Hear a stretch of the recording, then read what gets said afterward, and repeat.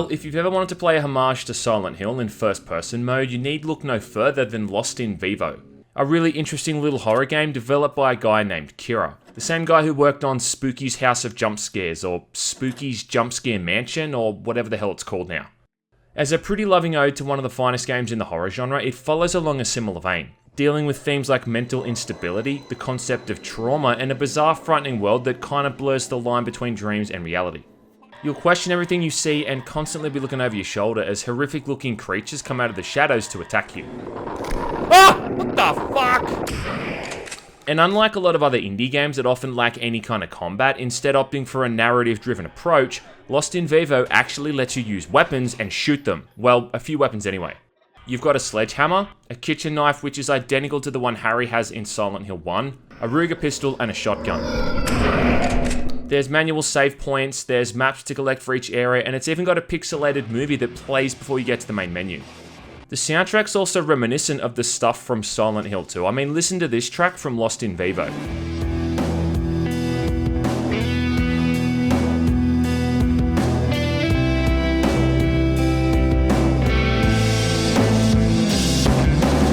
Now listen to this one from Silent Hill 2.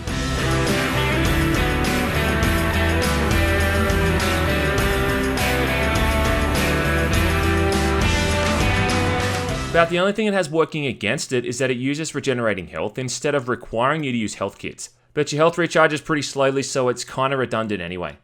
The story in this one is that you're just some guy walking your therapy dog one day before a thunderstorm hits and the dog gets caught up and swept down a nearby drain. Somehow this is one of the more horrifying visuals in the entire game. I mean, look at those eyes. Damn. Anyway, you do what any good dog owner would do and head off into the nearby sewers to try and find them. I mean, points for being a good person, but that sure ain't the smartest possible thing to do. And it doesn't take long before things start to become really surreal and you start descending into some twisted and creepy looking environments. Then it does that whole Silent Hill thing where your surroundings become the stuff of nightmares. At this point, the goal of the game still seems to be to find your lost dog, and you start moving randomly from location to location. The kind of areas that are just like a catalogue of what you want to see in a horror game. I mean, would it be a horror game without subways, train tunnels, mines, and secret labs? I don't think so. There's even a spooky cabin in the woods at one point. There is a definite focus on trying to make the visuals look like something from the early PlayStation days with pixelated textures, wobbly visuals, and basic modeling. And then that's countered with some really impressive and gorgeous lighting effects. Not to mention I think that some environments just look downright artistic at times, like it's a long way from the boring singular corridors of Spooky's mansion, that's for sure. Pretty much from that first thundercrack in the prologue, you're just constantly on edge when you're playing this, and the build up before you start encountering monsters is handled really well. Just when things start to seem lifeless and dull, you come up against some new kind of enemy, and just when that enemy starts to become annoying, that segment or sequence will usually end.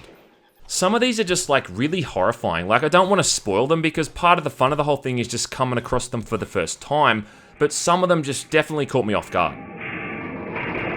Oh my god! I found I had an initial shock each time I first encountered a monster, only because it usually comes with some kind of loud, distorted noise. But after I learned what I had to do to kill it or just avoid it, the tension does dissipate a pretty fair amount. Now that's not to say it's not scary, and the game almost tries to counter that by just throwing different monster types at you frequently.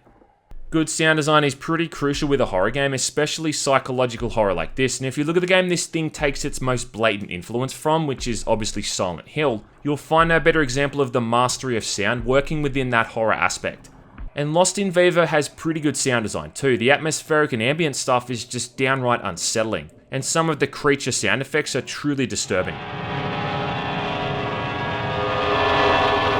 But the issue is that some of these are just outright painful to listen to. There's a sort of inconsistency with the audio mixing, and some sounds play at the right volume, but then others are just so loud that it really actually hurts your ears. Like I had to take off my headphones more than a few times because it actually hurt to listen to.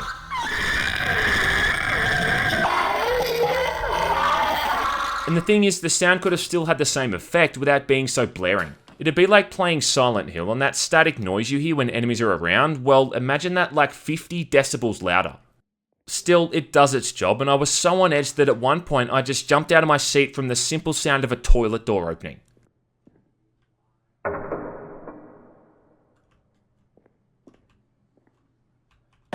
Oh!